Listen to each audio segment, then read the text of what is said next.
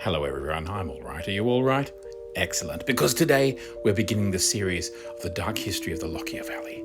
And as thunder rolls in from a thunderstorm tonight, we are going to begin with some of the most mysterious events that occurred in the Lockyer Valley. We shall begin here. As you drive into Laidley and you look on the right-hand side opposite the state primary school, you might notice that one of the houses, or a couple of the houses in that area, don't match the rest of them. You see, there's a bunch of houses there that are between the 1890s and the 1930s style of architecture, but there's a few that are more modern brick houses. And this goes back to one of the great mysteries of 1940. September 8th of 1940, a Lutheran Reverend and his wife were heading to bed after a long day working in the local community with the Lutheran Church.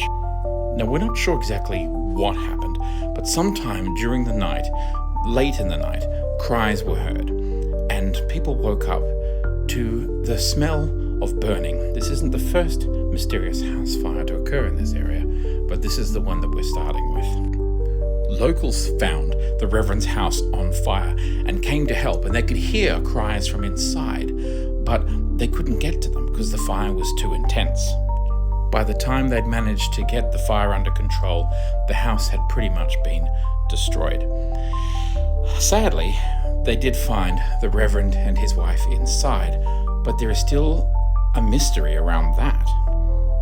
He was found at the front of the house and she at the back of the house, but both of them appear to have been asleep for the entire thing. So who was making the cries inside the house? He seemed to have slept in a separate bed to her, him at the front of the house, her at the back of the house, and neither of them seemed to have been awake when the fire happened, because both of them were found, where their bodies were found, on the remains of their beds, their separate beds. Also, the cause of the fire could never be fully established. Was it arson? Was it attempted murder? Was it some kind of an accident?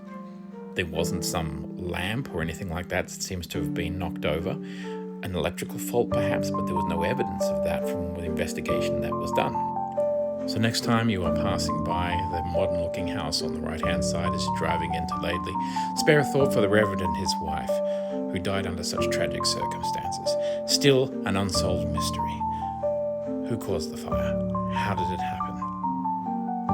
That is the first in the dark history of the Lockyer Valley.